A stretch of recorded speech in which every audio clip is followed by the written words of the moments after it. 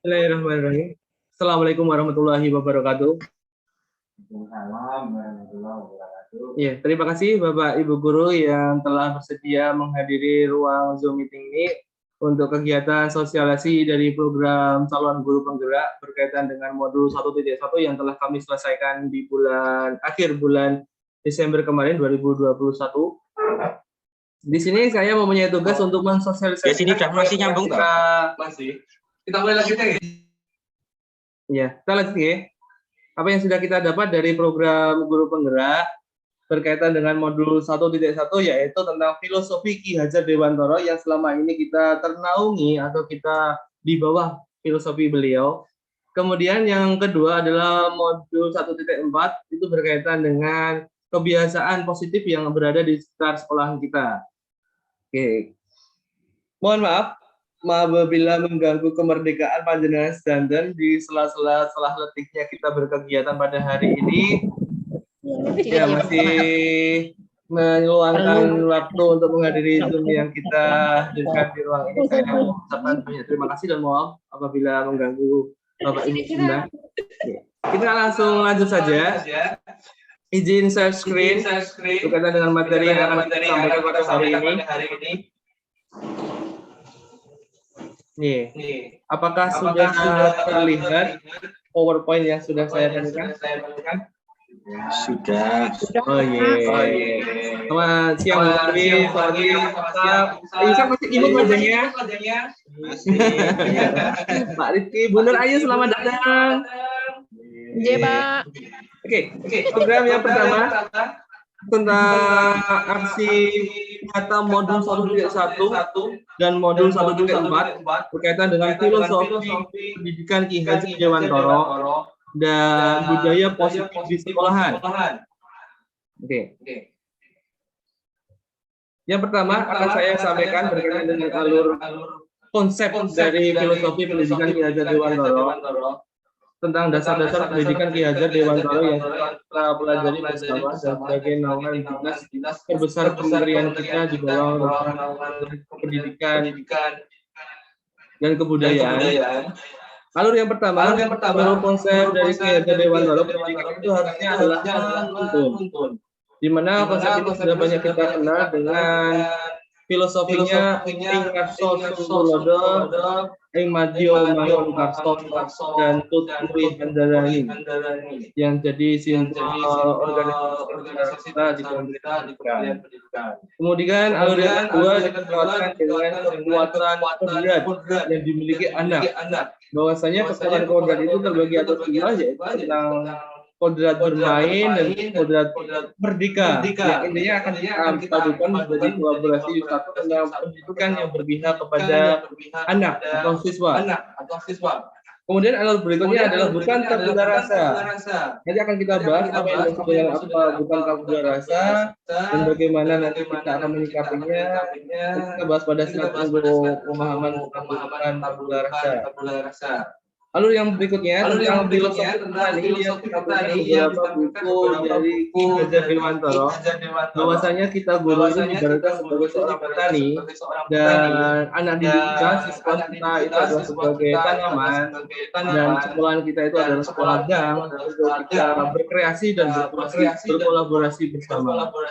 Yang dimana endingnya nanti kita harapkan itu ada sebuah budi pekerti yang dilahirkan atau yang sekarang kita sering menyebutnya dengan karakter. Oke, langsung saja itu alur konsep secara keseluruhan yang akan kita bahas pada ruang Zoom ini. Kita langsung pada yang pertama, alur konsep yang pertama, Ki Hajar Dewantara, pendidikan itu harus menuntun. Oke, mohon maaf. Saya sedikit. Oke. Maksud pendidikan itu adalah menuntun adalah segala kekuatan kodrat yang ada pada anak agar mereka dapat mencapai keselamatan dan kebahagiaan yang setinggi-tingginya, baik sebagai manusia maupun anggota masyarakat. Jadi kodratnya para pendidik atau para guru kita selaku teknik utamanya di lapangan itu punya kekuasaan untuk membawa atau menuntut peserta didik kita itu memperoleh apa yang sebenarnya mereka harapkan dan mereka inginkan. Dikatakan di sini pendidik itu hanya dapat menuntun tumbuh atau hidupnya kekuatan kodrat yang ada pada anak-anak agar dapat memperbaiki lapisan hidup dan tumbuhnya kekuatan kodrat anak. Ini terdapat di dalam buku Ki Hajar Dewantara. Ini berkaitan dengan filosofi yang bukan tabula rasa tadi. Bahwasanya kita di sini tugasnya itu hanya menuntun dari kodrat anak. Kemudian bagaimana cara kita menuntun anak? Itu menurut filosofi Ki Hajar Dewantara ada yang sering kita dengar dan sering kita gaungkan, ingat sosok tulodo, di mana kita itu kalau di depan itu memberikan contoh atau tauladan yang baik. Kemudian ingat madyo mangun karso, mohon maaf salah ketik. Di tengah kita mampu membangkitkan atau membuka semangat. Dan yang ketiga adalah tuturi handayani. Di belakang kita mencoba persuasi dan memenuhi tumbuh kembang anak supaya nanti anak dapat menjemput kekuatan takdir yang mereka punya. Yang berikutnya, kekuatan kodrat. Kita akan bahas berkaitan dengan kodrat yang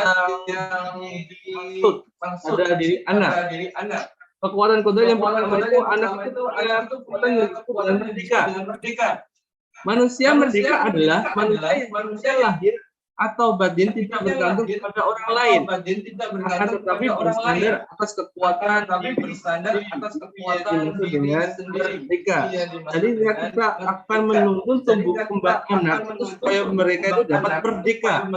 Mereka dapat berkolaborasi, bersosialisasi, dan mandiri dalam kehidupan baik mereka sebagai siswa atau mereka sebagai anggota masyarakat. Maksud pengajaran dan pendidikan yang berguna untuk beri kehidupan bersama ialah memerdekakan manusia sebagai bagian persatuan. Itu menurut Ki Hajar Dewantara. Pengaruh pengajaran itu umumnya memerdekakan manusia atas hidupnya lahir dan sedang merdekanya hidup batin itu terdapat dari pendidikan. Coba kita awali dari awal kalimatnya. Pengaruh pengajaran itu umumnya memerdekakan manusia akan hidupnya lahir. Itu pengaruh pengajaran.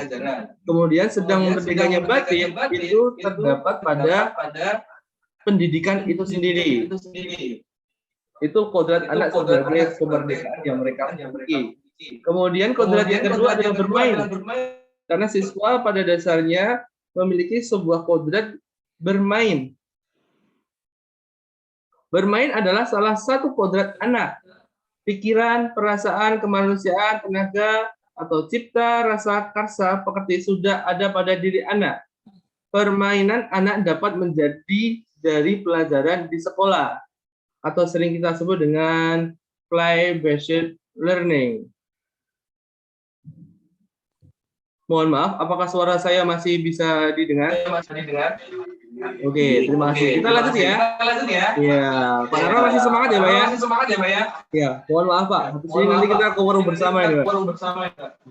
Yang berikutnya tentang pendidikan yang berpihak pada anak. Ini sebuah konsep yang perlu kita dalami bersama, bahwasanya seperti yang telah kita sampaikan tadi, sebelum kita jauh lebih dalam dari materi tentang bukan tabula rasa maksud saya. Pendidikan yang berpihak pada anak. Bebas dari segala ikatan, dengan suci hati mendekati sang anak, bukan untuk meminta sesuatu hak, melainkan untuk memuliakan sang anak. Ya, itu filosofi yang terdalam yang terdapat di buku Ki Hajar Dewantara, bahwa sesuai dengan alur pendidikan zaman sekarang yang digaungkan oleh pemerintahan Kementerian Pendidikan, bahwasanya kita diminta untuk dapat memerdekakan belajar atau belajar merdeka. Artinya kita juga punya ikatan secara membelenggu dalam diri kita untuk berkreasi dalam mengajar, dan siswa tidak ada belenggu untuk berkreativitas dalam belajar. Jadi kita belajarnya itu secara santai, menikmati alur, dan berkembang sesuai dengan kodratnya. Dan kita itu menuntun kodratnya anak. Oke, lanjut. Bukan tabula rasa lah. Ini yang kita bahas dalam tadi. Bukan tabula rasa yang dimaksudkan di sini adalah anak bukan kertas kosong yang dapat digambar maksudnya. Mohon maaf salah ketik, digambar sesuai keinginan orang dewasa. Anak lahir dengan kekuatan kodrat masing-masing. Tujuan pendidikan adalah menuntun atau memfasilitasi dan membantu anak untuk menebalkan garis samar-samar yang dapat memperbaiki langkah untuk menjadi manusia seutuhnya. Mohon maaf, di sini saya sampaikan bahwasanya Ki Hajar Dewantara itu memiliki pemikiran bahwasanya anak itu sudah memiliki takdir mereka masing-masing. Dan tugas kita sebagai guru adalah menuntun mereka untuk membentuk takdir terbaik dari mereka. Karena enggak kita pungkiri bahwasanya kita merupakan salah satu faktor yang mungkin menyumbang enggak sebagian besar, tapi beberapa terbesar itu kita sumbang dari pemikiran kita untuk menjemput takdir si anak. Itu yang dimaksud dengan prinsip tabula rasa, bahwasanya siswa itu sudah membawa kodrat mereka masing-masing atau takdir mereka masing-masing. Tugas kita hanya mempertebal garis takdir itu atau menjemput takdir si anak dengan sebaik-baiknya. Kemudian yang berikutnya adalah filosofi petani. Apa yang dimaksudkan oleh Ki Hajar Dewantara berkaitan dengan filosofi petani? Seorang petani pada dalam hakikatnya sama dengan seorang pendidik yang menanam jagung misalnya, hanya dapat menuntun tumbuhnya jagung. Dia dapat memperbaiki tanah, memelihara tanaman jagung, memberi pupuk dan air, membasmi ulat dan jamur, dan keberlangsungan tumbuh tanaman. Dalam artian di sini, si pendidik itu kemampuan mengubah si anak itu belum terlalu besar, karena anak itu sudah mempunyai bawaan sifat sendiri yang kita sebut dengan kodrat tadi. Dalam arti gambarnya menurut deskripsi petani atau filosofi petani di sini, petani tidak dapat mengubah jagung menjadi sebuah atau sebuah tanaman singkong misalnya, atau padi misalnya. Kita tidak dapat mengubahnya. Padi yang kita tanam tetap padi yang tumbuh, jagung yang kita tanam tetap jagung yang tumbuh. Pada prinsipnya anak atau siswa itu sudah memiliki takdir mereka masing-masing. Tugas kita hanya menuntun mereka untuk menjadi takdir mereka. Oke, dipertegas di sini. Maksud pendidikan adalah menuntun segala kekuatan kodrat yang ada pada anak agar mereka dapat mencapai keselamatan dan kebahagiaan yang setinggi-tingginya sebagai manusia maupun sebagai masyarakat.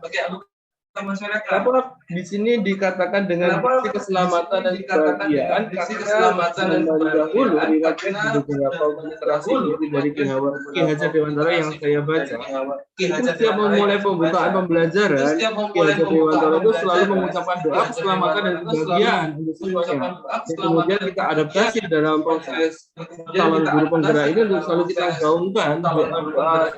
Ini kontekstual ya, kalau zaman dulu mungkin Ki Hajar Dewantara melafalkannya dengan keselamatan dan kebahagiaan, mungkin bisa kita berinovasi dengan doa-doa yang lain untuk kebahagiaan dan keselamatan peserta didik kita atau siswa kita. Yang berikutnya ini berkaitan dengan modul 1.4 dan sudah meninggalkan tentang filosofi Ki Hajar Dewantara. Mungkin dari Bapak Ibu guru, rekan-rekan sekalian, ada yang mau disampaikan atau mungkin ada yang mau ditanyakan berkaitan dengan filosofi Ki Hajar Dewantara. Ada Pak Teguh? Enggak ada? Pak Narwan? Lanjut ya? Ya. Selawan. Lanjut. Nah, model yang berikutnya adalah tentang budaya positif. Kita nggak perlu membedakan lagi mana positif, mana negatif. Karena pada dasarnya semua manusia itu sudah tahu yang mana positif dan mana yang negatif. Tapi mungkin beberapa konteks atau beberapa kejadian itu mendorong kita untuk berbuat negatif. Nah, itu yang perlu kita pelajari di sini. Oke, budaya positif. Budaya positif adalah nilai-nilai dan kebiasaan sekolah yang berpihak pada murid. Murid adalah pribadi yang kritis, penuh hormat dan bertanggung jawab. Oke, mungkin secara deskripsi, secara pengertian ini sudah gamblang ya. Karena budaya positif kita tahu sendiri apa yang dimaksud dengan kebaikan, apa yang dimaksud dengan perbuatan yang tercela atau negatif, itu kita sudah bisa membedakan sendiri. Dan prinsip dasar manusia itu pada lahirnya dia, pada normalnya logika dia itu bisa membedakan mana yang baik, mana yang buruk. Cuma konteksnya di sini ada beberapa pilihan yang dimana suatu ketika kita itu diminta untuk terpaksa memilih yang buruk. Dan nanti yang akan kita bahas di sini. Landasan budaya positif yang berpihak pada murid. Budaya sekolah merupakan nilai-nilai dan keyakinan